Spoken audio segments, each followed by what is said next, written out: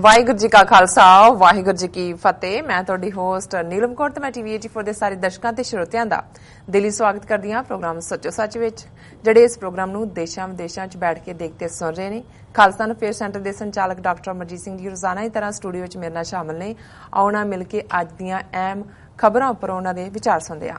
ਜੀ ਡਾਕਟਰ ਸਾਹਿਬ, ਵਾਹਿਗੁਰੂ ਜੀ ਕਾ ਖਾਲਸਾ ਵਾਹਿਗੁਰੂ ਜੀ ਕੀ ਫਤਿਹ। ਜੀ ਡਾਕਟਰ ਸਾਹਿਬ, ਤੁਹਾਡਾ ਨਿੱਘਾ ਸਵਾਗਤ ਹੈ ਪ੍ਰੋਗਰਾਮ ਸੱਚੋ ਸੱਚ ਵਿੱਚ। ਬਹੁਤ ਸ਼ੁਕਰੀਆ ਜੀ ਡਾਕਟਰ ਸਾਹਿਬ, ਅੱਜ 25 ਅਗਸਤ 2017 10 ਭਾਦੋ ਨਾਨਕਸ਼ਾਹੀ ਸੰਮਤ 549 ਦਾ ਦਿਨ ਹੈ ਤੇ ਡਾਕਟਰ ਸਾਹਿਬ, ਪ੍ਰੋਗਰਾਮ ਸ਼ੁਰੂ ਕਰਨ ਤੋਂ ਪਹਿਲਾਂ ਅਸੀਂ ਆਪਣੇ ਦਰਸ਼ਕਾਂ ਤੇ ਸਰੋਤਿਆਂ ਦੀ ਜਾਣਕਾਰੀ ਲਈ ਦੱਸ ਦਈਏ। ਵਿਊਅਰਸ, ਜੇ ਤੁਸੀਂ ਹੱਕ ਸੱਚ ਇਨਸਾਫ ਤੇ ਪਹਿਰਾ ਦਿੰਦਾ ਇੱਕੋ ਇੱਕ ਚੈਨਲ ਟੀਵੀ 84 ਨੂੰ ਦੇਖਣਾ ਚਾਹੁੰਦੇ ਹੋ ਤਾਂ ਤੁਸੀਂ ਦੇਖ ਸਕਦੇ ਹੋ ਸਪੈਕਟਰਮ ਕੇਬਲ, ਆਰਸ਼ੀਨ cable, Bell 5 cable in Canada, roku, Jadoo box, ਸ਼ਾਵਾ, ਫੇਸਬੁੱਕ, ਗਲੋਬਲ ਸੀਪੀਐਨ ਦੀ ਐਪ ਰਾਹੀਂ, ਟੀਵੀ 84 ਦੀ ਐਪ ਰਾਹੀਂ ਆਨਲਾਈਨ ਸਟ੍ਰੀਮਿੰਗ ਤੁਸੀਂ ਟੀਵੀ 84 ਨੂੰ ਦੇਖ ਸਕਦੇ ਹੋ। ਜੀ ਡਾਕਟਰ ਸਾਹਿਬ, ਪ੍ਰੋਗਰਾਮ ਸ਼ੁਰੂ ਕਰਦੇ ਹਾਂ। ਜਿਸ ਤਰ੍ਹਾਂ ਕਿ ਅੱਜ ਦੀ ਜਿਹੜੀ ਪ੍ਰਮੁੱਖ ਖਬਰ ਹੈ, ਜਿੱਦਾਂ ਕਿ ਸਾਧਵੀ ਜਬਰ ਜਨਾਹ ਕੇਸ ਦਾ ਜਿਹੜਾ ਫੈਸਲਾ ਆ ਚੁੱਕਾ ਹੈ, ਜਿਸ ਵਿੱਚ ਸੋਦਾ ਸਾਧ ਨੂੰ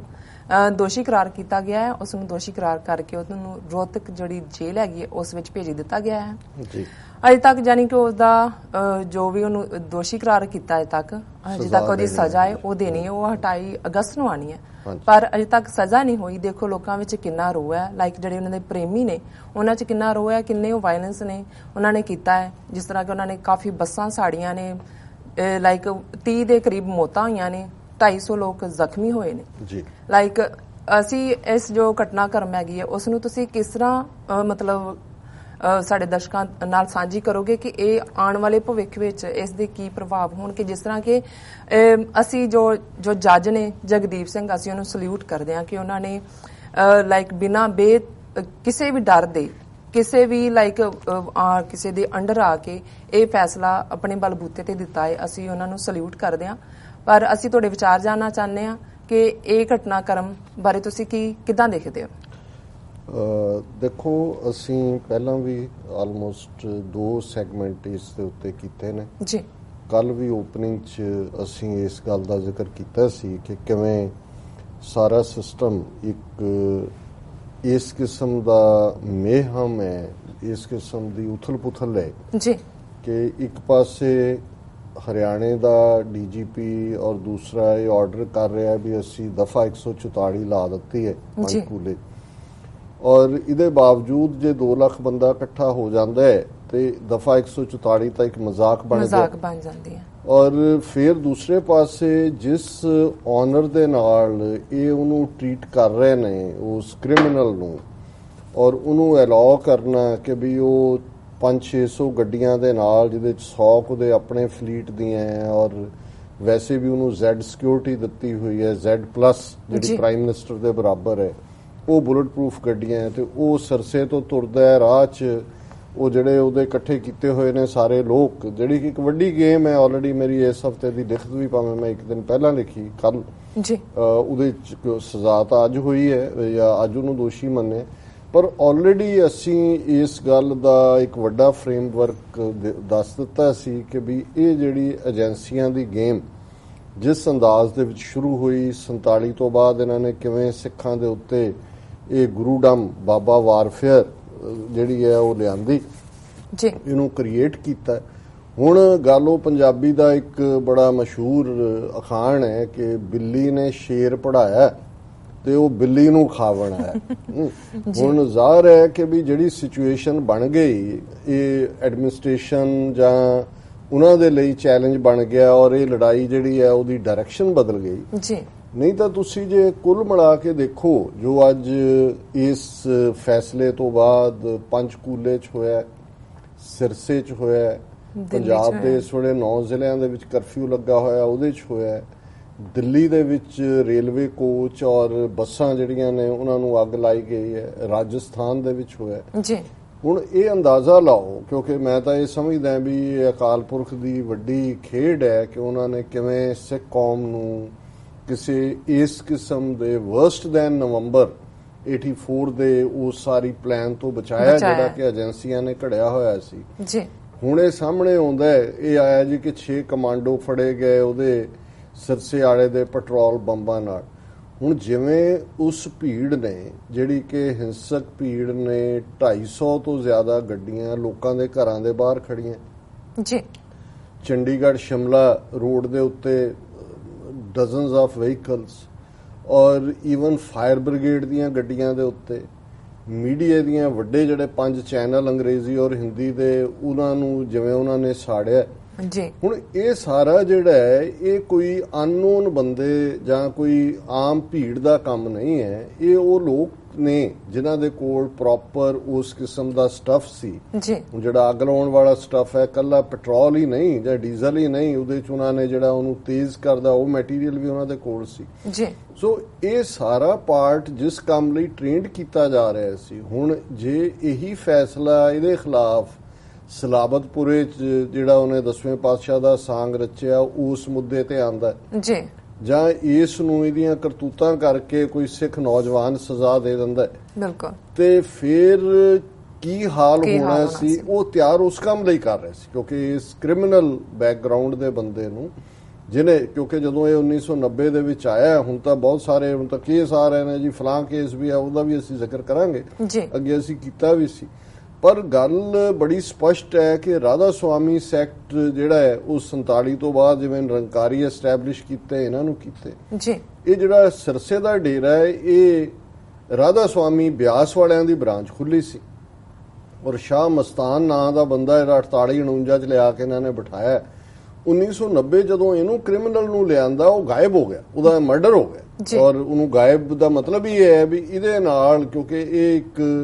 ਉਸ ਕਿਸਮ ਦਾ ਕ੍ਰਿਮੀਨਲ ਮਾਈਂਡਸੈਟ ਦਾ ਬੰਦਾ ਸੀ, ਇਹਨੂੰ ਲਿਆ ਕੇ ਉਹਨਾਂ ਨੇ ਬਿਠਾਇਆ। ਔਰ ਫਿਰ ਜੋ ਤੱਥ ਸਾਹਮਣੇ ਆਏ ਨੇ ਹੁਣ ਤਾਂ ਇੰਨਾ ਕੁਝ, ਹੁਣ ਤਾਂ ਉਹ ਲੈਟਰ ਜਿਹੜੀ ਸਾਧਵੀ ਨੇ ਜਿਸ ਕੇਸ ਦੇ ਵਿੱਚ ਇਨਵੈਸਟੀਗੇਸ਼ਨ ਹੋਈ ਔਰ ਫਾਈਨਲੀ ਜਗਦੀਪ ਸਿੰਘ ਨੇ ਪੰਚਕੂਲਾ ਦੇ ਵਿੱਚ ਜਿੱਥੇ ਕਿ ਇਸ ਫੈਸਲੇ ਨੂੰ ਸੁਣਾਇਆ ਔਰ ਹੁਣ ਉਹ ਲੈਟਰ ਵੀ ਸੋਸ਼ਲ ਮੀਡੀਆ ਤੇ ਵੀ ਹੈ, ਵੈਸੇ ਓਵਰਆਲ ਮੀਡੀਆ 'ਚ ਵੀ NDTV 'ਚ ਵੀ ਡਿਸਕਸ ਹੋ ਰਿਹਾ ਸੀ ਅੱਜ ਉਸ ਲੈਟਰ ਨੂੰ ਇੱਕ ਪ੍ਰੋਮੀਨੈਂਟ ਜਿਹੜਾ ਜਰਨਲਿਸਟ, ਕਿਉਂਕਿ ਆਲਰੇਡੀ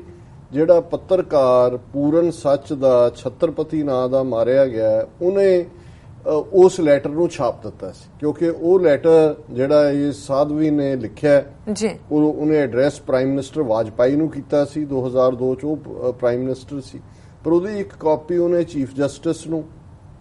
ਇੱਕ DGP ਹਰਿਆਣੇ ਨੂੰ, ਇੱਕ SSP ਨੂੰ, ਔਰ ਉਹਦੀ ਇੱਕ ਕਾਪੀ ਉਸ ਰਣਜੀਤ ਸਿੰਘ ਰਾਈ ਜਿਹੜਾ ਕਿ ਉਹਨਾਂ ਦੇ ਜਿਹਦੀ ਉਹ ਭੈਣ ਸੀ ਜਿਹਦੇ ਨਾਲ ਇਹਨੇ ਜਬਰ ਜਨਾਹ ਕੀਤਾ ਔਰ ਉਹ ਅੰਦਰ manager C.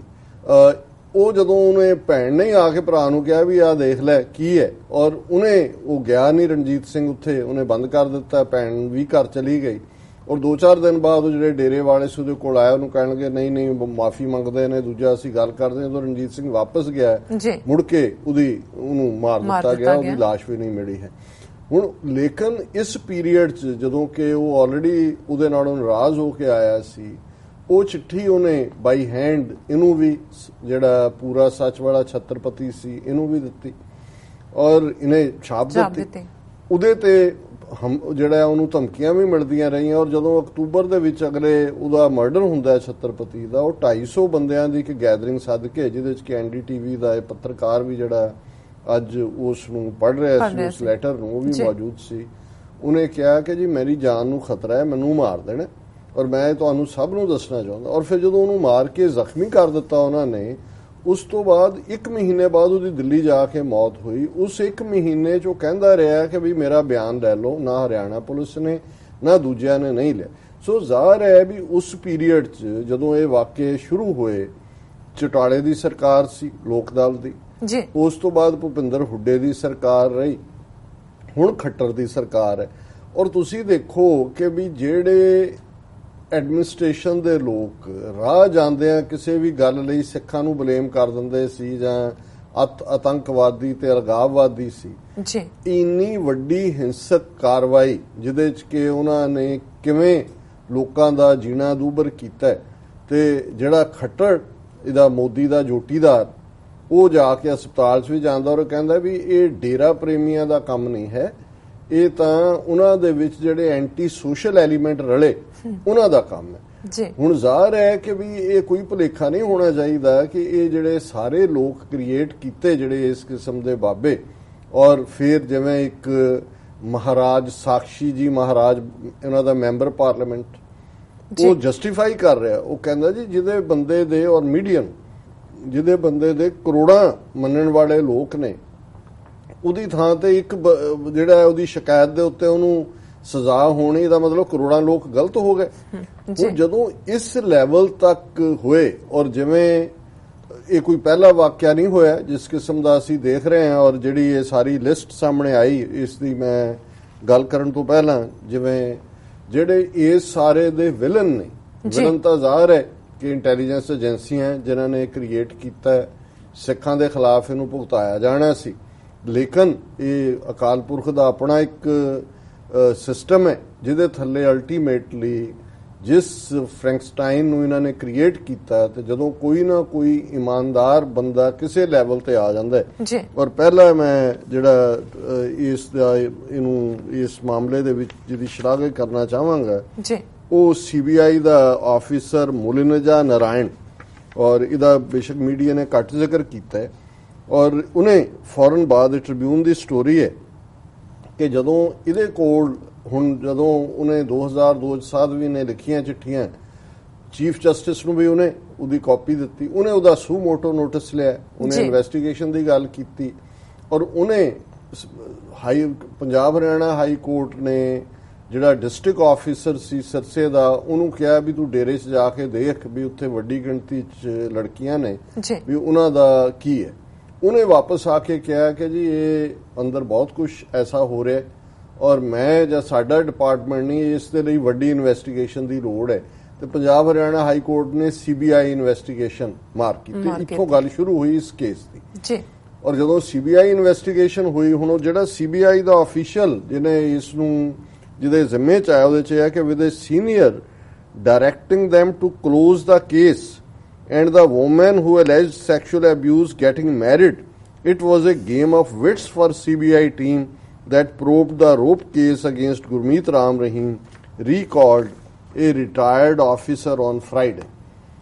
As a special CBI court in Panchkula convicted the Dera Sacha Sauda chief of rape, triggering widespread violence. It was flashback time for former CBI joint director Mulinja Narayanan, who headed the probe. ਉਹਨੇ ਕਿਹਾ, ਇਹ ਹੁਣ ਨਾਰਾਇਣਨ ਦੀ ਲੰਬੀ ਚੌੜੀ story ਹੈ, ਉਹਨੇ ਕਿਹਾ ਜੀ ਕਿ ਮੈਨੂੰ ਜਦੋਂ ਮੈਂ ਇਹਦੀ ਪ੍ਰੋਬ ਸ਼ੁਰੂ ਕੀਤੀ, ਮੇਰਾ ਸੀਨੀਅਰ ਇਹਦਾ ਮਤਲਬ ਇਹ ਡਿਪਟੀ ਡਾਇਰੈਕਟਰ ਆਇਆ, ਔਰ ਉਹਨੇ ਮੈਨੂੰ ਆ ਕੇ ਕਿਹਾ ਵੀ ਇਹ ਪ੍ਰੋਬ ਬੰਦ ਕਰ ਦੇ। ਹੁਣ ਕਿਸ ਲੈਵਲ ਤੱਕ ਇਹ ਏਜੰਸੀਆਂ ਦਾ ਕੰਮ ਹੁੰਦਾ ਹੈ, ਪਰ ਜਿੱਥੇ ਵੀ ਕਿਤੇ ਕੋਈ ਇੱਕ ਅੱਧਾ ਇਮਾਨਦਾਰ ਬੰਦਾ ਲੱਗਾ, ਉਹਨੇ ਕਿਹਾ Narayanan was posted as Deputy Inspector General of Police Special Crimes in Delhi when the Punjab Haryana High Court handed the case to CBI in September 2002. ਫਿਰ ਉਹਨਾਂ ਨੇ ਕਿਹਾ December 12, 2002 ਚ ਕੇਸ ਰਜਿਸਟਰ ਹੋਇਆ, and suddenly I found a senior CBI official entering my room and directing me that the case needs to be closed and no action should be taken. ਹੁਣ ਜਦੋਂ ਅਸੀਂ ਕਹਿੰਦੇ ਹਾਂ ਕਿ ਵੀ ਇਹ ਜੋ ਸਾਹਮਣੇ ਨੇ ਤਾਂ ਸਿੰਪਟਮਸ ਨੇ ਕਿ ਇਹ ਵੱਡੀ ਇੰਟੈਲੀਜੈਂਸ ਗੇਮ ਹੈ, ਔਰ ਕਿਵੇਂ ਖੇਡੀ ਜਾਂਦੀ ਹੈ ਕਿ ਹੁਣ ਕੋਰਟ ਕਈ ਵਾਰੀ ਸੂ ਮੋਟੋ ਨੋਟਿਸ ਲੈ ਲੈਂਦੇ ਨੇ। ਹੁਣ ਉਹਨੇ ਕੋਰਟ ਨੇ ਇਹਨੂੰ ਡਿਪਿਊਟ ਕੀਤਾ, ਇਹਦਾ ਸੀਨੀਅਰ ਆ ਕੇ ਇਹਨੂੰ ਕਹਿੰਦਾ ਵੀ ਇਹ ਕੇਸ ਕਲੋਜ਼ ਕਰ ਦੇ। ਫਿਰ ਉਹਨਾਂ ਨੇ ਕਿਹਾ ਵੀ ਇਹ ਜਿਹੜਾ ਅਨਸੋਲੀਸਿਟਡ ਐਡਵਾਈਸ ਮੈਨੂੰ ਮਿਲੀ, ਮੇਰਾ ਮੱਥਾ ਹੋਰ ਵੀ ਠਣਕਿਆ ਕਿ ਵੀ ਕੁਝ ਹੋਰ ਵੀ ਹੋ ਸਕਦਾ ਹੈ, ਕਿ there are many skeletons in the cupboard and decided to probe all aspects of the case. ਕਹਿੰਦਾ ਵੀ ਉਹਨੇ ਜਦੋਂ ਮੈਨੂੰ ਕਿਹਾ ਰਾਦਰ ਬੰਦ ਕਰਨ ਦੇ, ਮੈਨੂੰ ਲੱਗਿਆ ਵੀ ਇਹਦੇ 'ਚ ਬਹੁਤ ਕੁਝ ਹੈ। Later, as the investigations carried on, many powerful politicians and business persons walked into the CBI headquarters and put lot of pressure to close the case. ਉਹਨੇ ਕਿਹਾ ਜਦੋਂ ਸ਼ੁਰੂ ਮੈਂ ਕਰ ਦਿੱਤਾ, ਫਿਰ ਵੱਡੇ ਪੋਲੀਟੀਸ਼ੀਅਨ ਬਿਜ਼ਨਸਮੈਨ CBI ਦੇ ਆ ਕੇ ਹੈਡਕੁਆਟਰ 'ਚ ਮੈਨੂੰ ਕਹਿੰਦੇ ਸੀ ਬੰਦ, but thanks to the judiciary we would manage to complete our investigation. So ਜ਼ਾਹਰ ਹੈ ਕਿ ਪਹਿਲਾ ਹੀਰੋ ਮੈਂ ਸਮਝਦਾ ਵੀ ਪਹਿਲਾਂ ਤਾਂ ਉਹ ਬੀਬੀ ਹੈ, ਔਰ ਉਹਦਾ ਭਰਾ ਹੈ ਜਿਹਨੇ ਆਪਣੀ ਕੁਰਬਾਨੀ ਦਿੱਤੀ, ਰਣਜੀਤ ਸਿੰਘ ਨੇ, ਔਰ ਬੀਬੀ ਨੇ 15 ਸਾਲ ਇਹ ਹੌਸਲਾ ਰੱਖਿਆ, ਔਰ ਜਿਵੇਂ ਅੱਜ ਉਹ NDTV ਦਾ ਰਵੀਸ਼ ਕੁਮਾਰ ਅੱਛਾ ਐਂਕਰ ਹੈ ਔਰ ਅੱਛਾ ਕਮੈਂਟੇਟਰ ਵੀ ਹੈ, ਉਹ ਕਹਿ ਰਿਹਾ ਸੀ ਵੀ ਜੇ ਕਿਸੇ ਨੂੰ ਆਉਣ ਵਾਲੀ 26 ਜਨਵਰੀ ਨੂੰ ਪ੍ਰੈਜ਼ੀਡੈਂਟ ਨੂੰ ਸਲੂਟ ਦੇਣਾ ਚਾਹੀਦਾ ਨਾ ਖੜੇ ਕਰਕੇ, ਤਾਂ ਉਹਨਾਂ ਦੋਨਾਂ ਬੀਬੀਆਂ ਨੂੰ, ਅਜੇ ਦੂਸਰਾ ਕੇਸ ਸਾਹਮਣੇ ਇਹਦੇ ਨਾਲ ਹੀ ਅਟੈਚਡ ਹੈ ਜੀ, ਕਿ ਜਿਨ੍ਹਾਂ ਨੇ ਇੰਨਾ ਪ੍ਰੈਸ਼ਰ, ਕਿ ਜਿਹਦੇ ਸਾਹਮਣੇ ਸਾਰੇ ਚੀਫ ਮਿਨਿਸਟਰ ਦੌੜ ਗਏ, ਪੋਲੀਟੀਸ਼ੀਅਨ ਦੌੜ ਗਏ, ਸਭ ਦੇ ਮੂੰਹ ਬੰਦ ਹੋ ਗਏ, ਇਨਵੈਸਟੀਗੇਸ਼ਨ ਏਜੰਸੀਆਂ ਦੌੜ ਗਈਆਂ, ਜਿਨ੍ਹਾਂ ਨੇ 15 ਸਾਲ ਕਿੰਨਾ ਪ੍ਰੈਸ਼ਰ ਲਿਆ ਹੋਏਗਾ, ਉਹਨਾਂ ਤੇ ਕੀ ਨਹੀਂ ਵਾਪਰਿਆ ਹੋਏਗਾ। ਤਾਂ ਉਹਨਾਂ ਨੇ ਕਿਹਾ ਜੀ 26 ਜਨਵਰੀ ਨੂੰ ਉਹਨਾਂ ਨੂੰ ਖੜੇ ਕਰਕੇ ਪ੍ਰੈਜ਼ੀਡੈਂਟ ਜਿਹੜਾ ਉਹਨਾਂ ਨੂੰ ਸਲੂਟ ਕਰੇ ਕਿ ਉਹ ਨੇ ਰੀਅਲ ਪਾਵਰ, ਜਿਨ੍ਹਾਂ ਦੇ ਕੋਲ ਹੌਸਲਾ ਹੈ। ਔਰ ਫਿਰ ਜਿਵੇਂ ਇਹਨੇ ਕਿਹਾ ਕਿ ਵੀ ਲੇਟਰ ਐਜ਼ ਅ ਇਨਵੈਸਟੀਗੇਸ਼ਨ, ਉਹਨੇ ਕਿਹਾ ਵੀ ਸਾਰੇ ਪੋਲੀਟੀਸ਼ੀਅਨ ਦੂਜੇ ਆਏ, ਹੁਣ ਇਹ 67 ਸਾਲ ਦਾ ਹੈਗਾ ਨਾਰਾਇਣਨ, ਔਰ ਉਹਨੇ ਕਿਹਾ ਵੀ ਬੜੀਆਂ ਡਿਫਿਕਲਟੀਜ਼ ਹੋਈਆਂ ਇਨਵੈਸਟੀਗੇਸ਼ਨ ਦੇ ਵਿੱਚ ਜੀ। ਉਹਦੇ ਚ ਉਹਨਾਂ ਨੇ ਦੋ ਤਿੰਨ ਨੇ ਕਿਹਾ ਕਿ ਵੀ ਜਿਹੜੀ ਬੀਬੀ ਨੇ 1999 ਚ ਦਿੱਤੀ ਸੀ ਐਵੀਡੈਂਸ ਸੈਕਸ਼ੂਅਲ ਐਕਸਪਲੋਇਟੇਸ਼ਨ ਦੀ, ਉਹਦਾ ਵਿਆਹ ਹੋ ਗਿਆ, ਔਰ ਜਦੋਂ ਉਹਨੂੰ ਕਨਵਿੰਸ ਕਰਨਾ ਔਖਾ ਸੀ ਕਿ ਵੀ ਇਹਦੇ ਬਾਵਜੂਦ, ਕਿਉਂਕਿ ਹੁਣ ਉਹਦਾ ਆਪਣਾ ਘਰ ਸ਼ੁਰੂ ਹੋ ਗਿਆ, ਕਿ ਵੀ ਉਹਦੇ ਨਾਲ ਕੀ ਵਾਪਰ ਸਕਦਾ ਹੈ, ਪਰ ਉਹਨੇ ਕਿਹਾ ਕਿ ਜੀ ਮੈਂ ਉਹਨੂੰ thankfully I played the role of father for her and ensured that she not only give her statement but also testify before the magistrate. ਉਹਨੇ ਕਿਹਾ ਵੀ ਮੈਂ ਉਹਨੂੰ ਆਪਣੇ ਪਿਓ ਵਾਂਗ ਪਿਆਰ ਦੇ ਕੇ ਇਸ ਦੇ ਲਈ ਰਾਜੀ ਕੀਤਾ। ਫਿਰ ਉਹਨੇ ਅੱਗੋਂ ਕਿਹਾ, ਉਹਨੇ ਕਿਹਾ ਵੀ ਮੈਨੂੰ ਇਹ ਲੱਗਦਾ ਸੀ ਵੀ ਜੇ ਇਹਦੀ ਗਵਾਹੀ ਲੈ ਲਈ ਤੇ ਇਹ ਮੈਜਿਸਟ੍ਰੇਟ ਦੇ ਸਾਹਮਣੇ ਮੁਕਰਾ ਸਕਦੇ ਨੇ, ਬਾਅਦ ਚ ਪ੍ਰੈਸ਼ਰ ਪਾ ਸਕਦੇ ਨੇ। ਮੈਂ ਇਸ ਗੱਲ ਨੂੰ ਵੀ ਯਕੀਨੀ ਬਣਾਇਆ ਕਿ ਵੀ ਇਹ ਸਿੱਧੀ ਮੈਜਿਸਟ੍ਰੇਟ ਦੇ ਕੋਲ ਹੋਏ। ਸੋ ਉਹਨਾਂ ਨੇ ਫਿਰ ਇਹ ਕਿਹਾ ਕਿ ਵੀ ਬੰਦਾ ਜਿਹੜਾ ਜਦੋਂ ਕਹਿੰਦਾ ਵੀ ਮੈਂ ਸੌਦਾ ਸਾਧ ਨੂੰ ਜਿਹੜਾ ਇਨਵੈਸਟੀਗੇਟ ਕੀਤਾ, ਤੇ ਉਹਨੇ he didn't give any direct reply, he pretended to be a baba but my instincts told me that he was a scared person during the questioning. ਜਦੋਂ ਮੈਂ ਪੁੱਛਗਿੱਛ ਕੀਤੀ, ਉਹ ਬਾਬਾ ਬਣਿਆ ਸੀ, ਪਰ ਮੈਨੂੰ ਲੱਗਾ ਕਿ ਵੀ ਨਹੀਂ ਇਹ ਤਾਂ ਜਿਹੜਾ ਹੈਗਾ ਇਹ ਨਹੀਂ ਹੈ, ਝੂਠਾ ਹੀ ਹੈ ਬੰਦਾ। ਔਰ ਅੱਜ ਇਹ ਵੀ ਮੀਡੀਆ 'ਚ ਹੈ ਵੀ ਜਦੋਂ ਫੈਸਲਾ ਉਹਨੇ 7 ਮਿੰਟ 'ਚ ਜੱਜ ਨੇ, ਦੂਜਾ ਹੀਰੋ ਜਗਦੀਪ ਸਿੰਘ ਹੈ ਜੀ, ਜਿਹਨੇ ਬੜੇ ਹੌਸਲੇ ਦੇ ਨਾਲ ਫੈਸਲਾ ਲਿਆ, ਤੇ ਉਹ ਗੋਡਿਆਂ ਪਰਨੇ ਹੋ ਗਿਆ ਤੇ 5 ਮਿੰਟ ਰੋਂਦਾ ਹੀ ਰਿਹਾ, ਚੀਕਾਂ ਮਾਰਦਾ ਰਿਹਾ ਵਕੀਲ ਦਾ ਮੋਢਾ ਫੜ ਕੇ। ਇਹ ਮੈਸੇਂਜਰ ਆਫ ਗॉड ਹੈ, ਇਹ ਰਾਮ ਹੈ, ਇਹ ਰਹੀਮ ਹੈ, ਇਹ ਗੁਰਮੀਤ ਹੈ, ਔਰ ਇਹ ਲੰਬਾ ਚੌੜਾ ਹੈ। ਪਰ ਮੈਂ ਸਮਝਦਾ ਵੀ ਇਹ ਪਹਿਲਾ ਜਿਸ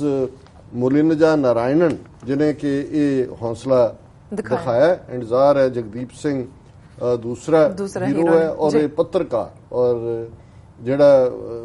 NDTV ਦਾ ਕੋਰਸਪੋਂਡੈਂਟ ਸਟੋਰੀ ਕਹਿ ਰਿਹਾ ਸੀ ਕਿ ਵੀ ਮੈਂ ਉਹਨੂੰ ਛਤਰਪਤੀ ਨੂੰ ਕਿਹਾ ਜੀ, ਜਿਹਦੇ ਮੁੰਡੇ ਨੇ ਬਾਅਦ ਕੇਸ ਪਰਸਿਊ ਕੀਤਾ, ਉਹ ਕੇਸ ਅਜੇ ਮਰਡਰ ਕੇਸ ਹੈਗਾ ਇਹਦੇ ਤੇ, ਕਿ ਵੀ ਤੈਨੂੰ ਡਰ ਨਹੀਂ ਲੱਗਦਾ? ਤੇ ਉਹਨੇ ਕਿਹਾ ਕਿ ਵੀ ਦੇਖੋ ਮਰ ਤਾਂ ਹਰ ਇੱਕ ਨੇ ਜਾਣਾ, ਔਰ ਉਹਨੇ ਕਿਹਾ ਵੀ ਜੇ ਮੌਤ ਆਈ ਹੈ ਤੇ ਕਿਤੇ ਵੀ ਆ ਜਾਏਗੀ। ਔਰ ਕਹਿੰਦਾ ਵੀ ਕੁਝ ਦਿਨਾਂ ਬਾਅਦ ਹੀ ਉਹਦੇ ਤੇ ਕਾਤਲਾਨਾ ਹਮਲਾ ਹੋਇਆ, ਮਹੀਨਾ ਉਹ ਹਸਪਤਾਲ 'ਚ ਰਿਹਾ, ਪਰ ਉਹਦਾ ਬਿਆਨ ਲੈਣ ਦੀ ਵੀ ਪੁਲਿਸ ਨੇ ਜਿਹੜੀ ਹੈ ਜੁਰਤ ਨਹੀਂ ਕੀਤੀ। ਔਰ ਕਿਸ ਹੱਦ ਤੱਕ ਇਹਨਾਂ ਦੀ ਪੋਲੀਟੀਸ਼ੀਅਨਸ ਦੀ, ਔਰ ਦੂਜੀ ਹੈ ਕਿ 15 ਅਗਸਤ ਨੂੰ ਇਸ ਕ੍ਰਿਮੀਨਲ ਦਾ ਜਨਮ ਦਿਨ ਸੀ, ਹੁਣ 10 ਦਿਨ ਪਹਿਲਾਂ 25 ਅਗਸਤ ਨੂੰ ਫੈਸਲਾ ਆਇਆ ਜੀ, ਔਰ 15 ਅਗਸਤ ਨੂੰ 2 ਮਿਨਿਸਟਰ ਹਰਿਆਣੇ ਦੇ, ਜਿਨ੍ਹਾਂ ਦੇ ਵਿੱਚ ਅਨਿਲ ਵਿਜ ਔਰ ਰਾਮ ਵਿਲਾਸ ਸ਼ਰਮਾ, ਇਹ ਉਹਦੇ ਡੇਰੇ 'ਚ ਗਏ, ਉਹਨੂੰ ਵਧਾਈ ਵੀ ਦਿੱਤੀ, ਸ਼ੁਭ ਕਾਮਨਾਵਾਂ ਦਿੱਤੀਆਂ, ਔਰ 51 ਲੱਖ ਰੁਪਈਆ ਹਰਿਆਣੇ ਦੇ ਜਿਹੜੇ ਡਿਸਕ੍ਰਿਸ਼ਨਰੀ ਫੰਡ ਹੁੰਦਾ ਮਿਨਿਸਟਰ 'ਚ ਉਹ ਦਿੱਤਾ ਕਿ ਜੀ ਤੁਸੀਂ ਬੜੇ ਲੋਕ ਭਲਾਈ ਦੇ ਕੰਮ ਕਰ ਰਹੇ ਹੋ। ਇਹ 10 ਦਿਨ ਪਹਿਲਾਂ ਦੀ ਗੱਲ ਹੈ। ਸੋ ਜ਼ਾਹਰ ਹੈ ਕਿ ਵੀ ਇਹਨਾਂ ਨੂੰ ਇਹ ਕਿਸ ਹੱਦ ਤੱਕ ਜਾ ਕੇ, ਔਰ ਜਿਵੇਂ ਖੱਟਰ ਨੇ ਹੁਣ ਵੀ ਡਿਫੈਂਡ ਕੀਤਾ ਇਹਦੇ ਬਾਵਜੂਦ ਕਿ 30 ਮੌਤਾਂ ਹੋਈਆਂ ਨੇ, ਕਿੰਨੀ ਵੱਡੀ ਗਿਣਤੀ 'ਚ ਕਰੋੜਾਂ ਅਰਬਾਂ ਰੁਪਏ ਦੀ ਪ੍ਰਾਪਰਟੀ ਉਹਨਾਂ ਦੇ ਵਿੱਚ, ਬੈਂਕ ਵੀ ਉਹਨਾਂ ਨੇ ਸਾੜੇ ਨੇ, ਉਹਨਾਂ ਦੇ ਵਿੱਚ ਬਿਲਡਿੰਗਾਂ ਵੀ, ਦਫ਼ਤਰ ਵੀ, ਲੋਕਾਂ ਦੀਆਂ ਪ੍ਰਾਈਵੇਟ ਵਹੀਕਲਸ ਵੀ। ਔਰ ਉਹ ਕਹਿ ਰਿਹਾ ਨਾ ਇਹ ਪ੍ਰੇਮੀਆਂ ਦਾ ਕੰਮ ਨਹੀਂ ਹੈਗਾ।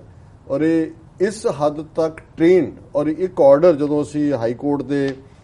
ਕੇਸਾਂ ਦੀ ਗੱਲ ਕਰਦੇ ਸੋ ਉਹਦੇ ਤੇ ਜਿਹੜਾ ਇੰਨੇ ਕੇਸ ਨੇ 10-11 ਸਮਾਂ ਸੀਮਾ ਕਰਕੇ ਮੈਂ ਬਹੁਤ ਵੇਰ ਵਿੱਚ ਤਾਂ ਨਹੀਂ ਜਾਵਾਂਗਾ, ਪਰ ਹੁਣ ਜਿਹੜਾ ਮੀਡੀਆ ਉਹਨਾਂ ਨੂੰ ਜਦੋਂ ਸਿੱਖਾਂ ਦਾ ਇਸ਼ੂ ਸੀ ਤੇ ਬਾਬਾ ਜੀ ਲੋਕ ਭਲਾਈ, ਕਿੰਨੇ ਦਰਖਤ ਲਾ ਦਿੱਤੇ, ਕਿੰਨਿਆਂ ਨੂੰ ਆਰਗਨ ਡੋਨੇਟ ਕਰਤੇ, ਕਿੰਨਾ ਬਲੱਡ ਡੋਨੇਸ਼ਨ ਕਰਦੇ ਨੇ। ਹੁਣ ਪਹਿਲਾ ਕੇਸ ਉਹਦੇ ਤੇ ਇੱਕ ਉਹਦੀ ਗੱਡੀ ਦੇ ਥੱਲੇ ਬੱਚੇ ਦੀ ਮੌਤ ਹੋਈ ਆ ਕੇ 1998 ਚ ਗਾਂਵ ਪਿੰਡ ਜਿਹੜਾ ਬੀਗੂ ਸੀ, ਔਰ ਉਹਦੇ ਨਾਲ ਝਗੜਾ ਹੋਇਆ, ਔਰ ਜਿਸ ਪੱਤਰਕਾਰ ਨੇ ਵੀ ਉਸ ਦੇ ਉੱਤੇ ਖਬਰ ਦਿੱਤੀ ਉਹਨੂੰ ਵੀ ਧਮਕਾਉਣਾ ਸ਼ੁਰੂ ਕੀਤਾ, ਔਰ ਇਹ ਬਾਅਦ ਚ ਲੈ ਦੇ ਕੇ ਰਫਾ ਦਫਾ ਹੋਇਆ। ਦੂਸਰਾ 2002 ਚ ਅਸੀਂ ਦੱਸਿਆ ਵੀ ਕਿਵੇਂ ਜਿਹੜਾ ਉਹ ਗੁਮਨਾਮ ਚਿੱਠੀ ਗਈ ਸਾਰਿਆਂ ਨੂੰ, ਔਰ ਫਿਰ ਰਣਜੀਤ ਸਿੰਘ ਜਿਹਦੀ ਭੈਣ ਦੇ ਨਾਲ ਇਹ ਸਾਰਾ ਪਾਰਟ ਹੋਇਆ, ਉਸ ਦਾ ਮਰਡਰ ਹੋਇਆ। ਫਿਰ ਜਿਹੜਾ ਪੂਰਾ ਸੱਚ ਦੇ ਸੰਪਾਦਕ ਛਤਰਪਤੀ ਲਾਸਟ ਨੇਮ ਹੈ ਰਾਮਚੰਦਰ, ਉਹਨਾਂ ਦੇ ਉੱਤੇ ਜਿਹੜਾ 21 ਨਵੰਬਰ 2002 ਨੂੰ ਜਿਹੜਾ ਅਪੋਲੋ ਹਸਪਤਾਲ 'ਚ ਮੌਤ ਹੋਈ, ਕਿਉਂਕਿ ਗੋਲੀਆਂ ਦੇ ਨਾਲ ਉਹਨਾਂ ਤੇ ਅਟੈਕ ਹੋਇਆ ਸੀ ਜੀ। ਫਿਰ ਜਿਹੜਾ ਮਈ 2007 ਦੇ ਵਿੱਚ ਸਲਾਬਤਪੁਰੇ 'ਚ ਜਿਵੇਂ ਉਹਨੇ 10ਵੇਂ ਪਾਤਸ਼ਾਹ ਦਾ ਪਹਿਰਾਵਾ ਉਸ ਕਿਸਮ ਦਾ ਕਰਕੇ ਔਰ ਜਾਮੇ ਇਨਸਾਨ ਦੇ ਥੱਲੇ ਕੀਤਾ, ਉਹ ਕੇਸ ਤਾਂ ਕਿਤੇ ਨਹੀਂ ਗਿਆ, ਉਹਨੂੰ ਤਾਂ ਡਿਸਮਿਸ ਕਰ ਦਿੱਤਾ ਕਿਉਂਕਿ ਅਕਾਲੀ ਨਾਲ ਰਲੇ ਹੋਏ ਸੀ ਜੀ। ਫਿਰ 7 ਮਈ 2007 ਨੂੰ ਜਦੋਂ ਕਿ ਇਹਦੀ ਸਲਾਬਤਪੁਰੇ ਵਾਲੀ ਕਰਤੂਤ ਕਰਕੇ ਸਿੱਖ ਜਿਹੜੇ ਨੇ ਉਹ ਰੋਸ ਪ੍ਰੋਟੈਸਟ ਕਰ ਰਹੇ ਸੀ, ਇਹਨੇ ਗੋਲੀ ਇਹਨਾਂ ਦੇ ਚੇਲਿਆਂ ਨੇ ਚਲਾ ਕੇ ਸਿੱਖ ਕਮਲਜੀਤ ਸਿੰਘ ਸੁਨਾਮ ਉਸ ਨੂੰ ਸ਼ਹੀਦ ਕੀਤਾ ਜੀ। ਫਿਰ ਉਹਨਾਂ ਨੇ ਜਿਹੜਾ ਇਸ ਮੁੱਦੇ ਤੋਂ ਬਾਅਦ ਅਸੀਂ ਦੇਖਦੇ ਹਾਂ ਕਿ ਇਹੋ ਜਿਹੀ ਫਾਇਰਿੰਗ ਜਿਹੜੀ ਹੈ ਪਾਬੰਦੀ ਦੇ ਬਾਵਜੂਦ ਨਾਮ ਚਰਚਾ ਤੇ ਫਾਇਰਿੰਗ।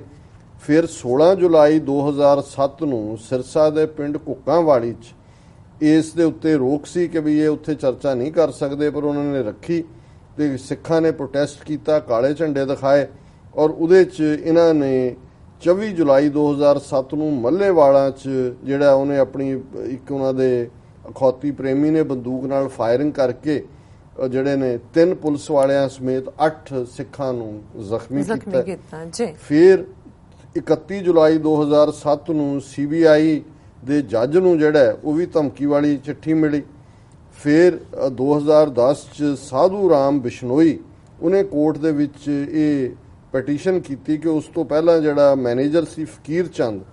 ਉਸ ਨੂੰ ਗਾਇਬ ਕਰ ਦਿੱਤਾ ਗਿਆ ਜੀ। ਹੁਣ ਇਹ ਸਾਰੇ ਕੇਸ ਹੁਣ ਵਾਪਸ ਆ ਰਹੇ ਨੇ ਜਾਂ ਹੁਣ ਮੀਡੀਆ 'ਚ ਆ ਰਹੇ ਨੇ। ਪਹਿਲਾਂ ਇਹ ਮੀਡੀਆ ਵੀ ਹੁਣ ਤੱਕ ਕਿਉਂਕਿ ਮੀਡੀਆ ਦੀਆਂ ਵੀ ਗੱਡੀਆਂ ਸਾੜਤੀਆਂ, ਹੁਣ ਸਾਰਿਆਂ ਨੂੰ ਨਜ਼ਰ ਆ ਗਿਆ, ਨਹੀਂ ਤਾਂ ਇਹ ਬਾਬਾ ਇਹਨੂੰ ਬਣਾਉਂਦੇ ਸੀ ਜੀ। ਫਿਰ ਦਸੰਬਰ 2012 ਚ ਇਹਨਾਂ ਨੇ ਜਿਹੜਾ ਇੱਕ ਡੇਰਾ ਸਮਰਥਕਾਂ ਦੇ ਆਮੇ ਸਾਹਮਣੇ ਹੋਏ ਔਰ ਸਰਸਾ ਚ ਇਹਨਾਂ ਨੇ ਗੁਰਦੁਆਰੇ ਤੇ ਧਾਵਾ ਬੋਲਿਆ ਤੇ ਸਿੱਖਾਂ ਦੀਆਂ ਗੱਡੀਆਂ ਨੂੰ ਅੱਗ ਲਾਈ। ਇਹ BBC ਦੀ ਰਿਪੋਰਟਿੰਗ ਚ ਨੇ ਸਾਰੇ ਜੀ। ਫਿਰ ਜਿਹੜਾ 10ਵਾਂ ਜਿਹੜਾ 17 ਜੁਲਾਈ 2012 ਨੂੰ ਹੰਸਰਾਜ ਚੌਹਾਨ ਨੇ ਇਹ ਕੇਸ ਕੀਤਾ ਕਿ ਜੀ ਮੈਨੂੰ ਵੀ ਨਪੁੰਸਕ ਬਣਾ ਦਿੱਤਾ ਔਰ 400 ਹੋਰ ਮੇਰੇ ਵਰਗੇ ਨੇ ਸਾਧੂ ਅਖੌਤੀ ਜਿਹੜੇ ਨਪੁੰਸਕ ਬਣਾ ਦਿੱਤੇ ਗਏ ਨੇ। ਔਰ ਉਹਦੇ 'ਚ ਉਹਨੇ ਕਿਹਾ ਕਿ ਬਈ ਇਹਨਾਂ 'ਚ ਜਿਹੜੇ ਨਿਰਮਲ ਤੇ ਕੁਲਦੀਪ ਜਿਹੜੇ ਨਪੁੰਸਕ ਸਾਧੂ ਨੇ ਇਹ ਉਹ ਨੇ ਜਿਨ੍ਹਾਂ ਨੂੰ ਉਹਨਾਂ ਨੇ ਵਰਤਿਆ ਸੀ ਰਣਜੀਤ ਸਿੰਘ ਨੂੰ ਮਾਰਨ ਦੇ ਲਈ। ਫਿਰ ਕਿੱਕੂ ਸ਼ਾਰਦਾ ਨਾਂ ਦਾ ਜਿਹੜਾ ਇੱਕ ਕਮੇਡੀਅਨ ਜਿਹਨੇ ਇਸ ਦਾ ਕੋਈ ਜੋਕ ਬਣਾਇਆ, ਉਹਦੇ ਖਿਲਾਫ ਕਿਵੇਂ ਉਹਨਾਂ ਨੇ ਹਿੰਸਾ ਕੀਤੀ ਔਰ ਉਹਨੂੰ ਮਾਫੀ ਮੰਗਣ ਤੇ ਮਜਬੂਰ ਕੀਤਾ। ਸੋ ਕੁੱਲ ਮਿਲਾ ਕੇ ਇਸ ਸਾਰੇ ਚੋਂ ਅਸੀਂ 2-3 ਪਾਰਟ ਬੜੀ ਕਲੀਅਰਲੀ ਦੇਖਦੇ ਹਾਂ। ਇੱਕ ਤਾਂ ਜਿਵੇਂ ਮੈਂ ਅੱਜ ਦੀ ਆਵਾਜ਼ ਪ੍ਰੋਗਰਾਮ ਦੇ ਆਪਣੇ ਇੰਟਰਵਿਊ 'ਚ ਕਿਹਾ, ਮੈਂ ਕਿਹਾ ਵੀ ਜਿਹੜੇ ਨਵੰਬਰ 84 ਦੇ ਭੂਤ ਨੇ ਨਾ, ਇਹਨਾਂ ਨੇ ਇਹਨਾਂ ਨੂੰ ਸੌਣ ਨਹੀਂ ਦੇਣਾ। ਬਿਲਕੁਲ ਬਿਲਕੁਲ, ਕਿਉਂਕਿ ਜਦੋਂ ਕਿਤੇ ਸਟੇਟ ਇਸ ਹੱਦ ਤੱਕ ਜਾ ਕੇ ਆਪਣੇ ਸ਼ਹਿਰੀਆਂ ਨੂੰ ਭੀੜ ਗੁੰਡਿਆਂ ਦੇ ਹਵਾਲੇ ਕਰਦੀ ਹੈ ਔਰ ਫਿਰ ਜਿਹੜੇ ਦੋਸ਼ੀ ਨੇ ਉਹ 33 ਸਾਲ ਬਾਅਦ ਵੀ ਜਿਹੜੇ ਨੇ ਉਹ ਵਜ਼ੀਰ ਬਣਦੇ ਨੇ ਔਰ ਦੂਜੇ ਨੇ ਔਰ ਇਹ ਗੱਲ ਹੁਣ ਇਹੀ ਗੱਲ ਈਵਨ ਬੀਬੀ ਰਾਣਾ ਅਯੂਬ ਨੇ ਕੈਨੇਡਾ ਦੇ ਵਿੱਚ ਕਹੀ, ਜਿਹਨੇ ਗੁਜਰਾਤ ਫਾਈਲ ਤੇ ਲਿਖਿਆ ਕਿ ਜੇ ਨਵੰਬਰ 84 ਨਾ ਹੁੰਦਾ ਤੇ ਫਿਰ 1993 ਜੋ ਬੰਬੇ 'ਚ ਹੋਇਆ ਉਹ ਨਹੀਂ ਸੀ ਹੋਣਾ ਸੀ। ਜੇ ਨਵੰਬਰ 84 ਨਾ ਹੁੰਦਾ ਜੋ 2002 'ਚ ਹੋਇਆ ਉਹ ਨਹੀਂ ਹੋ ਸਕਦਾ, ਗੁਜਰਾਤ 'ਚੋਂ ਨਹੀਂ ਸੀ ਹੋਣਾ। ਜੇ ਇਹ ਨਾ ਹੁੰਦਾ ਨਵੰਬਰ 84 ਤੇ ਜੋ ਫਿਰ ਇਹ 3 ਸਾਲ ਦੇ ਖੱਟੜ ਦੇ ਰੂਲ ਦੇ ਦੌਰਾਨ 3 ਇਸ ਕਿਸਮ ਦੇ ਵਾਕਿਆ ਹੋਏ ਨੇ ਹਿੰਸਕ। ਇੱਕ ਰਾਮਪਾਲ ਜਿਹਨੇ ਇਸ ਕਿਸਮ ਦੇ ਹਥਿਆਰ ਇਕੱਠੇ ਕੀਤੇ, ਇਸ ਕਿਸਮ ਦਾ ਹੀ ਦੁਰਾਚਾਰ ਉਹਦੇ ਅੱਡੇ 'ਚ ਸੀ ਔਰ ਉਹਨੂੰ ਜਦੋਂ ਫਿਰ ਇਹ ਹਰਿਆਣਾ ਪੁਲਿਸ ਔਰ ਦੂਜੇ ਪਹਿਲਾਂ ਸਭ ਰਲੇ ਹੋਏ ਨੇ ਸਿਆਸਤਦਾਨ ਤੇ ਬਾਅਦ 'ਚ ਜਦੋਂ ਫਿਰ ਗੋਲੀ ਚੱਲੀ 6 ਮਰ ਗਏ, ਕਿੰਨੇ ਜ਼ਖਮੀ ਹੋਏ। ਫਿਰ ਅਸੀਂ ਦੇਖਦੇ ਹਾਂ ਪਿਛਲੇ ਸਾਲ ਦੀ ਜਾਟ ਰਿਜ਼ਰਵੇਸ਼ਨ ਐਜੀਟੇਸ਼ਨ ਕਿਵੇਂ ਖੁੱਲ ਖੇਡ ਸ਼ਹਿਰਾਂ ਦੇ ਵਿੱਚ ਰੋਹਤਕ ਹੋਏ, ਸੋਨੀਪਤ ਹੋਏ, ਹਿਸਾਰ ਹੋਏ, ਕਰੋੜਾਂ ਅਰਬਾਂ ਦੀ ਪ੍ਰਾਪਰਟੀ ਸੜੀ ਔਰ ਮੂਰਥਲ ਦੇ ਮੁਕਾਮ ਤੇ ਜੋ ਕੁਝ ਹੋਇਆ ਸੈਂਕੜਿਆਂ ਬੀਬੀਆਂ ਦੀ ਜਿਹੜੀ ਹੈ ਉਹਨਾਂ ਨੂੰ ਬੇਪਤ ਕੀਤਾ ਗਿਆ। ਔਰ ਉਸ ਗੋਲੀ ਕਾਂਡ 'ਚ ਵੀ ਜਦੋਂ ਫਿਰ ਫਾਈਨਲੀ ਫੌਜ ਔਰ ਦੂਜੇ 30 ਬੰਦੇ ਮਰ ਗਏ ਸੀ, ਹੁਣ ਵੀ 30 ਮਰ ਚੁੱਕੇ ਨੇ। ਹੁਣ ਇਹ 3 ਘਟਨਾਵਾਂ ਹਰਿਆਣੇ ਦੇ ਵਿੱਚ ਇਹਨਾਂ 3 ਸਾਲਾਂ ਦੇ ਰਾਜ ਦੇ ਦੌਰਾਨ, ਔਰ ਉਸ ਨੂੰ ਜਦੋਂ ਇਹ ਖੱਟੜ ਬਣਿਆ ਮੁੱਖ ਮੰਤਰੀ, ਸਾਰੀ ਕੈਬਨਿਟ ਜਿਹੜੀ ਹੈ ਇਹਦੇ ਨਾਲ ਸੌਦਾ ਸਾਧ ਦੇ ਡੇਰੇ ਗਈ ਸ਼ੁਕਰੀਆ ਅਦਾ ਕਰਨ ਜੀ। ਔਰ ਹੁਣ ਵੀ ਜਦੋਂ ਉਹ ਡਿਫੈਂਡ ਕਰ ਰਿਹਾ ਹੈ, ਔਰ ਉਹਦੇ 2 ਵਜ਼ੀਰ 10 ਦਿਨ ਪਹਿਲਾਂ, ਔਰ ਦਰਸ਼ਕਾਂ ਨੇ ਅੱਡ ਜਿਹੜੀ ਤਬਾਹੀ ਦੀਆਂ ਪਿਕਚਰਸ ਸਕਰੀਨ ਤੇ ਦੇਖੀਆਂ ਹੋਣਗੀਆਂ, ਔਰ ਕਿ ਵੀ ਕਿਸ ਕਦਰ 10 ਦਿਨ ਪਹਿਲਾਂ ਜਾ ਕੇ 51 ਲੱਖ ਰੁਪਈਆ ਸਰਕਾਰੀ ਖਜ਼ਾਨੇ ਚੋਂ ਦਿੱਤਾ ਜਾ ਰਿਹਾ। ਕਿਸੇ ਨੂੰ ਕੋਈ ਭੁਲੇਖਾ ਹੈ ਵੀ ਇਹ ਕਿਹਨਾਂ ਦੇ ਕ੍ਰੀਏਟ ਕੀਤੇ ਹੋਏ ਨੇ? ਬਿਲਕੁਲ ਬਿਲਕੁਲ। ਕੋਈ ਇਸ ਕੰਮ ਲਈ ਤਾਂ ਨਹੀਂ ਸੀ ਕ੍ਰੀਏਟ ਕੀਤੇ ਜੋ ਅੱਜ ਪੰਚਕੂਲੇ 'ਚ ਹੋਇਆ ਹੈ, ਜਾਂ ਹਰਿਆਣੇ 'ਚ ਹੋਇਆ ਹੈ, ਜਾਂ ਪੰਜਾਬ ਦੇ ਵਿੱਚ ਰੇਲਵੇ ਸਟੇਸ਼ਨ 2 ਸੜੇ ਨੇ, ਔਰ ਪ੍ਰਾਈਵੇਟ ਇਹਨਾਂ ਨੇ ਏਜੰਸੀਆਂ ਨੇ ਤਿਆਰ ਕੀਤਾ ਸੀ ਸਿੱਖਾਂ ਦੇ ਲਈ। ਔਰ ਤੁਸੀਂ ਦੇਖੋ ਉਹੀ ਬੈਲਟ ਹੈ ਜਿੱਥੇ ਜਿੱਥੇ ਸਿੱਖ ਪੋਪੂਲੇਸ਼ਨ ਹੈ, ਉੱਥੇ ਉੱਥੇ ਹੀ ਇਹ ਜਿਹੜੀ ਸਾਰੀ ਤਬਾਹੀ ਇਹਨਾਂ ਨੇ ਕਰਨੀ ਸੀ। ਪਰ ਹੁੰਦਾ ਇਹੀ ਹੈ ਕਿ ਵੀ ਕਈ ਵਾਰ ਤੁਸੀਂ ਜਿਹੜਾ ਟੋਆ ਕਿਸੇ ਹੋਰ ਲਈ ਖੋਦਿਆ ਹੁੰਦਾ, ਤੁਸੀਂ ਆਪ ਉਹਦੇ 'ਚ ਡਿੱਗੇ ਹੁੰਦੇ ਹੋ। ਹੁਣ ਜਦੋਂ ਸਾਰਾ ਮੀਡੀਆ ਜਿਹੜਾ ਕਿ ਇਹਨਾਂ ਦੀ ਵਾਇਲੈਂਸ ਦਾ ਸ਼ਿਕਾਰ ਹੋਇਆ, ਚੀਖ ਕੇ ਕਹਿ ਰਿਹਾ ਕਿ ਵੀ ਕਿੱਥੇ ਹੈ ਸਟੇਟ, ਕਿੱਥੇ ਹੈ ਐਡਮਿਨਿਸਟ੍ਰੇਸ਼ਨ, ਕਿੱਥੇ ਹੈ ਹਰਿਆਣਾ, ਔਰ ਕਿੱਥੇ ਹੈ ਉਹ ਸਾਰਾ ਪੁਲਿਸ, ਔਰ 144 ਹਾਈ ਕੋਰਟ ਪੁੱਛ ਰਿਹਾ ਕਿ ਵੀ ਹਾਂ। ਦੂਸਰਾ ਮੈਂ ਸਮਝਦਾ ਵੀ ਜਿਹੜੇ ਇਸ ਦੇ ਲਈ ਬਹੁਤ ਵਧਾਈ ਦੇ ਪਾਤਰ ਨੇ ਉਹ ਬੈਂਚ ਹੈ ਜਸਟਿਸ ਜਿਹੜੇ 3 ਜੱਜਾਂ ਦਾ ਹਾਈ ਕੋਰਟ 'ਚ, ਜਿਨ੍ਹਾਂ ਨੇ, ਕਿਉਂਕਿ ਜੇ ਅਚਾਨਕ ਹੋ ਗਿਆ ਹੁੰਦਾ ਫਿਰ, ਕਿਉਂਕਿ 4 ਦਿਨ ਪਹਿਲਾਂ ਤੋਂ ਹਰਿਆਣੇ ਨੇ ਕਿਹਾ ਸੀ ਅਸੀਂ ਤੁਹਾਨੂੰ ਜ਼ਿੰਮੇਵਾਰ ਠਹਿਰਾਵਾਂਗੇ ਜੀ, ਔਰ ਇਹਨੂੰ ਤੁਸੀਂ ਰੋਕੋ।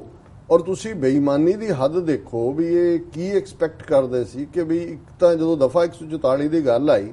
ਤਾਂ ਉਹਨਾਂ ਨੇ ਕਿਹਾ ਜੀ ਕਲੈਰੀਕਲ ਮਿਸਟੇਕ ਹੋ ਗਈ ਕਿ 5 ਬੰਦੇ ਇਕੱਠੇ ਨਾ ਹੋ ਸਕਣ। ਇਹ ਦਫਾ 144 ਹੁੰਦੀ ਹੈ ਇਸ ਲਈ ਕਿ ਵੀ 5 ਤੋਂ ਜ਼ਿਆਦਾ ਬੰਦੇ ਇਕੱਠੇ ਨਾ ਹੋ ਸਕਣ। ਔਰ ਇੱਕ ਗੱਲ ਜਿਹੜੀ ਹੋਰ ਕੋਰਟ ਨੇ ਬੜਾ bold, Punjab Haryana high court ਨੇ ਕਿਹਾ ਕਿ ਜਿੰਨੀ ਤਬਾਹੀ ਹੋਈ ਹੈ ਇਹਦੇ ਸਾਰੀ ਇਹ ਲਿਸਟ ਦੇ ਸੌਦਾ ਸਾਧ ਦੀ ਪ੍ਰਾਪਰਟੀ ਕੀ ਹੈ, ਔਰ ਸਾਰਾ ਜਿਹੜਾ ਉਹਦੀ ਭਰਪਾਈ ਹੈ ਉਹ ਉਹਦੇ 'ਚ ਹੋਏਗੀ। ਔਰ ਤੁਸੀਂ ਬੇਈਮਾਨ ਚੀਫ ਸੈਕਟਰੀ ਕਹਿ ਰਹੇ ਨਹੀਂ ਉਹਨੂੰ ਲੈਣ ਦੀ ਲੋੜ ਨਹੀਂ, ਹਰਿਆਣਾ ਸਰਕਾਰ ਜਿਹੜੀ ਆ ਉਹ ਭਰਪਾਈ ਕਰੇਗੀ। ਸੋ ਕੁੱਲ ਮਿਲਾ ਕੇ ਮੈਂ ਸਮਝਦਾ ਵੀ ਇਸ ਸਾਰੇ 'ਚ ਜਿੱਥੇ ਹਰ ਸ਼ੇਡ ਦੇ ਪੋਲੀਟੀਸ਼ੀਅਨ ਐਕਸਪੋਜ਼ ਹੋਏ ਨੇ, ਕਿਉਂਕਿ ਜੇ 2002 ਤੋਂ ਗੱਲ ਚੱਲ ਰਹੀ ਹੈ, 15 ਸਾਲ ਕਿਹਨੇ ਰੋਕਿਆ? ਜੇ CBI ਦਾ ਜੁਆਇੰਟ ਡਾਇਰੈਕਟਰ ਕਹਿ ਰਿਹਾ ਕਿ ਮੈਨੂੰ ਸੀਨੀਅਰ ਮੇਰਾ ਪੋਲੀਟੀਸ਼ੀਅਨ ਬਿਜ਼ਨਸਮੈਨ ਆ ਕੇ ਬੰਦ ਕਰ ਰਹੇ ਨੇ ਕਿ ਵੀ ਇਸ ਇਨਵੈਸਟੀਗੇਸ਼ਨ ਨੂੰ ਬੰਦ ਕਰੋ, ਮੀਡੀਆ ਕੋ ਖਬਰ ਦਿੰਦਾ ਉਹਦਾ ਮਰਡਰ ਹੁੰਦਾ ਹੈ, ਲਗਾਤਾਰ ਸਾਰਾ ਹਰਿਆਣਾ ਜਾਣਦਾ ਹੈ ਕਿ ਵੀ ਉੱਥੇ ਕੀ ਚੱਲ ਰਿਹਾ ਡੇਰੇ 'ਚ ਜੀ। ਔਰ ਇਸ ਸਾਰੇ ਤੋਂ ਬਾਅਦ ਵੀ ਜੇ ਕਿਸੇ ਨੂੰ ਭੁਲੇਖਾ ਹੈ ਕਿ ਵੀ ਇਹ ਏਜੰਸੀਆਂ ਦਾ ਇਹ ਜਿਹੜੀ ਬਾਬਾ ਵਾਰਫੇਅਰ ਅਸੀਂ ਕਹਿੰਦੇ ਹਾਂ, ਇਹ ਕਿਵੇਂ ਸਿੱਖਾਂ ਤੇ ਥੋਪੀ ਗਈ ਹੈ। ਔਰ ਮੈਂ ਸਮਝਦਾ ਹਾਂ ਵੀ ਸਿੱਖ ਕੌਮ ਨੇ ਇਹ ਸਾਰੇ ਮੁੱਦੇ ਤੇ ਜਿੱਥੇ ਬੜਾ ਸੰਜਮ ਤੋਂ ਕੰਮ ਲਿਆ, ਕੋਈ ਭੜਕਾਟ ਵਾਲੀ ਗੱਲ ਨਹੀਂ ਕੀਤੀ, ਉੱਥੇ ਇਸ ਸਾਰੇ ਪਾਰਟ ਦੀ ਐਕਸਪੋਜ਼ਰ ਦੇ ਨਾਲ ਸਜ਼ਾ ਕੀ ਹੋਏਗੀ, 7 ਸਾਲ ਹੋਏਗੀ ਨਾ। ਹੁਣ ਕਿਉਂਕਿ ਜਿਹੜੇ ਪੋਲੀਟੀਸ਼ੀਅਨਸ ਨੇ ਬਿਲਟ ਕੀਤਾ ਏਜੰਸੀਆਂ ਨੇ, ਉਹਨਾਂ ਨੂੰ ਲੱਗਦਾ ਹੈ ਵੀ ਇਹ ਹੁਣ ਸੈੱਟ ਨਹੀਂ ਰਿਹਾ, ਇਹ ਤਾਂ ਲਾਇਬਿਲਿਟੀ ਹੈ, ਹੁਣ ਉਹਦੇ ਤੋਂ ਡਿਸਟੈਂਸ ਵੀ ਡਿਵੈਲਪ ਕਰਨਗੇ। ਹੋ ਸਕਦਾ ਹੈ ਮਰਡਰ ਕੇਸਾਂ ਦੇ ਫੈਸਲੇ ਵੀ ਆਉਣ ਵਾਲੇ ਦਿਨਾਂ 'ਚ, ਕੈਸਟ੍ਰੇਸ਼ਨ ਵਾਲਾ, ਨਪੁੰਸਕ ਬਣਾਉਣ ਵਾਲੇ, ਇਹ ਸਾਰੇ ਕੇਸਾਂ ਦੇ ਫੈਸਲੇ ਆ ਜਾਣ। ਲੇਕਿਨ ਨਾਲ ਦੀ ਨਾਲ ਹੁਣ ਉਹਨਾਂ ਦੀ ਅਗਲੀ ਤਿਆਰੀ ਹੋਏਗੀ ਜੀ, ਉਹ ਕੋਰਟ ਕਿੰਨਾ ਕੇਸ ਨੂੰ ਇਹਨੂੰ ਇੰਪਲੀਮੈਂਟ ਕਰਾਉਂਦਾ, ਉਹਦੀ ਜਾਇਦਾਦ ਅਟੈਚ ਹੁੰਦੀ ਹੈ। ਪਰ ਅਫਸੋਸ ਜੇ ਅਸੀਂ ਦੇਖੀਏ, ਜਦੋਂ ਗੁਰੂ ਸਾਹਿਬਾਨ ਨੇ, ਪਹਿਲੇ ਪਾਤਸ਼ਾਹ ਨੇ, ਲੋਕਾਂ ਦਾ ਕੀ ਹਾਲ ਹੈ, ਅੰਧੀ ਰਈਅਤ ਗਿਆਨ ਵਿਹੂਣੀ ਭਾਏ ਭਰੇ ਮੁਰਦਾਰ। ਸੋ ਫਿਰ ਅਫਸੋਸ ਹੈ, ਹੁਣ ਦੇਖ ਕੇ ਤਰਸ ਵੀ ਆਉਂਦਾ, ਜਿਹੜੇ ਲੱਖਾਂ ਲੋਕ ਸੜਕਾਂ ਦੇ ਨੇ, ਗਰੀਬ ਆਮ ਉਸ ਕਿਸਮ ਦੇ ਵਿਚਾਰੇ, ਬਹੁਤ ਸਾਰੇ ਉਹਨਾਂ ਚੋਂ ਕਿਰਤ ਕਰਨ ਵਾਲੇ, ਔਰ ਕਿਵੇਂ ਉਹ ਆਪਣੀਆਂ ਜਵਾਨ ਬੱਚੀਆਂ ਨੂੰ ਸੈਂਕੜਿਆਂ ਦੀ ਗਿਣਤੀ ਦੇ ਵਿੱਚ ਉੱਥੇ ਜਾ ਕੇ ਉਹਨਾਂ ਨੇ, ਔਰ ਜੇ ਕਿਸੇ ਨੇ, ਔਰ ਉਹਦੇ 'ਚ ਵੀ ਉਹਨੇ ਲੈਟਰ 'ਚ ਕਿਹਾ ਕਿ ਵੀ ਜੇ ਕਿਸੇ ਨੇ ਜਾ ਕੇ ਘਰ ਦੱਸਣਾ ਵੀ ਚਾਹਿਆ, ਪਹਿਲਾਂ ਤਾਂ ਘਰ ਨਾਲ ਰਾਬਤਾ ਹੀ ਤੋੜ ਦਿੰਦਾ ਸੀ, ਜਾ ਹੀ ਨਹੀਂ ਸੀ ਸਕਦੇ, ਪੇਰੈਂਟਸ ਨੂੰ ਫੋਨ ਵੀ ਨਹੀਂ ਸੀ। ਜੇ ਉਹਨਾਂ ਨੇ ਕੋਈ ਕਹਿਣਾ ਵੀ ਚਾਹਿਆ, ਉਹਨਾਂ ਨੂੰ ਕਿਹਾ ਵੀ ਨਹੀਂ ਇਹ ਤਾਂ ਪਰਮਾਤਮਾ ਹੈ, ਇਹ ਤੇਰੇ 'ਚ ਹੀ ਕਸੂਰ ਹੈ। ਸੋ ਇਹ ਅਸੀਂ, ਔਰ ਇਹਦੇ 'ਚ ਇਹ ਨਹੀਂ ਹੈ ਕਿ ਵੀ ਕੋਈ ਬਾਬਿਆਂ ਦੀ ਬਿਜ਼ਨਸ ਘਟ ਜਾਏਗੀ, ਇਹ ਕਿਉਂਕਿ ਜਿਹੜੀ ਅੰਧੀ ਰਈਅਤ ਗਿਆਨ ਵੀ ਹੋਣੀ ਹੈ, ਜਿਹੜਾ ਅੰਨਾਪਨ ਹੈ, ਇਹ ਅਲਟੀਮੇਟਲੀ ਕਿੱਧਰ ਨੂੰ ਲੀਡ ਕਰ ਰਿਹਾ। ਸੋ ਮੈਂ ਸਮਝਦਾ ਵੀ ਅਸੀਂ ਜਿੱਥੇ ਇਸ ਗੱਲ ਦਾ ਵੀ ਧਿਆਨ ਰੱਖੀਏ ਕਿ ਆਪਣੇ ਲੋਕਾਂ ਨੂੰ, ਆਪਣੇ ਪਰਿਵਾਰਾਂ ਦੇ ਵਿੱਚ ਇਹ ਜਿਹੜਾ ਗਿਆਨ ਹੈ, ਔਰ ਇੱਕ ਵਰਜੀਨੀਆ ਤੋਂ ਮੈਨੂੰ ਸੱਜਣ ਕਹਿਣ ਲੱਗੇ ਉੱਥੇ ਉਹਨਾਂ ਨੇ ਕੁਝ ਦੇ ਨਾਂ ਗਿਣੇ ਕਿ ਜੀ ਉਹ ਇੱਥੇ ਫਲਾਣੀ ਰਜਿਸਟਰਡ ਨਰਸ ਹੈ, ਫਲਾਣਾ ਜਿਹੜਾ ਉਹ ਇੰਨੇ lakh dollar the IT job ਹੈ। ਉਹ ਵੀ ਕਹਿੰਦੇ ਜੀ ਸੌਦਾ ਸਾਧ ਦੇ ਪ੍ਰੇਮੀ। ਸੋ ਗੱਲ ਕੱਲੀ ਅਨਪੜ੍ਹਤਾ ਜਾਂ ਦੂਜੇ ਦੀ ਨਹੀਂ ਹੈ, ਇਹ ਫਿਰ ਜਿਹੜਾ ਵਿਸ਼ਵਾਸ ਜਿਹੜਾ ਅੰਨਾ ਹੁੰਦਾ ਹੈ ਔਰ ਉਹ ਫਿਰ ਕਿਤੇ ਨਾ ਕਿਤੇ ਲੀਡ ਕਰਦਾ। ਔਰ ਬਹੁਤ ਸਾਰਿਆਂ ਨੂੰ ਜਿਨ੍ਹਾਂ ਨੂੰ ਸ਼ੌਕ ਵੀ ਲੱਗਾ ਹੋਏਗਾ, ਜਿਹੜੇ ਜੈਨੂਇਨਲੀ ਬਿਲੀਵ ਕਰਦੇ ਹੋਣਗੇ, ਪਰ ਬਹੁਤ ਸਾਰੇ ਇਹੀ ਨੇ ਕਿ ਹਮਾਰੇ ਪਿਤਾ ਜੀ ਐਸੇ ਨਹੀਂ ਹੋ ਸਕਦੇ। ਹੁਣ ਉਹਦਾ ਨਾਂ ਹੀ ਪਿਤਾ ਜੀ ਰੱਖਿਆ ਹੋਇਆ ਔਰ ਹਾਂ, ਔਰ ਕਿਸ ਕਿਸਮ ਦਾ ਉਸ ਦਾ ਸਾਰਾ ਕਿਰਦਾਰ ਔਰ ਕੀ ਕੁਝ ਸਾਹਮਣੇ। ਪਰ ਇਹ ਅਲਟੀਮੇਟਲੀ ਮੈਂ ਕਨਕਲੂਡ ਕਰਾਂ ਕਿ ਵੀ ਇਹ ਏਜੰਸੀਆਂ ਦੀ ਗੇਮ ਇਹਨਾਂ ਦੇ ਹੀ ਕ੍ਰੀਏਟ ਕੀਤੇ ਹੋਏ, ਨਿਰੰਕਾਰੀ ਵੀ ਇਹਨਾਂ ਨੇ ਕ੍ਰੀਏਟ ਕੀਤੇ, ਰਾਧਾ ਸਵਾਮੀ ਵੀ ਇਹਨਾਂ ਦੇ ਕ੍ਰੀਏਟ ਕੀਤੇ ਹੋਏ ਨੇ, ਸੌਦਾ ਸਾਧ ਵੀ ਔਰ ਕਿੰਨੇ ਹੀ ਸੈਂਕੜਿਆਂ ਹੋਰ। ਮੈਂ ਇਹਨੂੰ ਜਦੋਂ ਕਹਿੰਦਾ ਕਿ ਵੀ ਇੱਕ ਨਿਊਕਲੀਅਰ ਵਾਰਫੇਅਰ ਹੁੰਦੀ ਹੈ, ਇੱਕ ਬਾਬਾ ਵਾਰਫੇਅਰ ਹੈ, ਤੇ ਇਹ ਹੁਣ ਇੱਕ ਜਿਹੜਾ ਬਾਬਾ ਹੈ ਉਹ ਐਕਸਪਲੋਡ ਹੋਇਆ ਹੈ। ਪਰ ਜਿਵੇਂ ਹੁੰਦਾ ਕਿ ਬੰਬ ਬਣਾਉਂਦੇ ਸੀ, ਉਹਨਾਂ ਦੇ ਆਪਣੇ ਹੀ ਘਰ 'ਚ ਐਕਸਪਲੋਡ ਹੋ ਜਾਂਦਾ ਸੀ, ਇਹ ਉਹਨਾਂ ਦੇ ਆਪਣੇ ਹੱਥ 'ਚ ਫੜਿਆ ਹੀ। ਸੋ ਇਹ ਇਹਨਾਂ ਦਾ ਇਨਰ ਐਕਸਪਲੋਜਨ ਹੋਇਆ, ਪਰ ਇਹਨੇ ਐਕਸਪੋਜ਼ ਕਰ ਦਿੱਤਾ ਇਹਨਾਂ ਦੇ ਸਾਰੇ ਸਿਸਟਮ ਨੂੰ, ਇੰਡੀਅਨ ਸਟੇਟ ਦੇ, ਏਜੰਸੀਆਂ ਦੇ, ਪੋਲੀਟੀਸ਼ੀਅਨਸ। ਜੀ ਡਾਕਟਰ ਸਾਹਿਬ, ਇਸ ਘਟਨਾਕ੍ਰਮ ਤੇ ਤੁਸੀਂ ਆਪਣੇ ਬਹੁਤ ਹੀ ਅੱਛੇ ਵਿਚਾਰ ਸਾਡੇ ਦਰਸ਼ਕਾਂ ਨਾਲ ਸਾਂਝੇ ਕੀਤੇ ਨੇ। ਇੱਥੇ ਲੈਣੇ ਬ੍ਰੇਕ, ਪਰ ਉਸ ਤੋਂ ਪਹਿਲਾਂ ਅਸੀਂ ਆਪਣੇ ਦਰਸ਼ਕਾਂ ਤੇ ਸਰੋਤਿਆਂ ਨੂੰ ਅਪੀਲ ਕਰ ਦਈਏ। ਵਿਊਅਰਸ, ਅਸੀਂ ਚਾਹੁੰਦੇ ਹਾਂ ਕਿ ਤੁਸੀਂ TV 84 ਦੀ ਵੱਧ ਤੋਂ ਵੱਧ ਮਾਈਕ ਸਹਾਇਤਾ ਕਰੋ। ਤੁਸੀਂ ਆਪਣੀ ਮਾਈਕ ਸਹਾਇਤਾ ਸਾਡੀ ਵੈਬਸਾਈਟ tv84.tv ਤੇ ਜਾ ਕੇ ਪੇਪਰ ਰਾਹੀਂ ਰਿਕਰਿੰਗ ਡੋਨਰ ਬਣ ਕੇ ਕਰ ਸਕਦੇ, ਜਾਂ ਫਿਰ ਤੁਸੀਂ TV 84 ਦੇ ਨਾਮ ਤੇ ਚੈੱਕ ਬਣਾ ਕੇ ਸਾਨੂੰ ਮੇਲ ਕਰ ਸਕਦੇ ਸਾਡੇ ਇਸ ਪਤੇ ਤੇ 36-01 37th Avenue, Long Island City, New York 11101 USA, ਜਾਂ ਫਿਰ ਤੁਸੀਂ ਫੋਨ ਰਾਹੀਂ ਵੀ ਸਾਨੂੰ ਸੰਪਰਕ ਕਰ ਸਕਦੇ ਹੋ 5164060694। ਥੈਂਕ ਯੂ ਵਿਊਅਰਸ, ਤੁਸੀਂ ਕਿਤੇ ਨਹੀਂ ਜਾਣਾ, ਮਿਲਦੇ ਹਾਂ ਛੋਟੇ ਵਕਤ ਬਾਅਦ।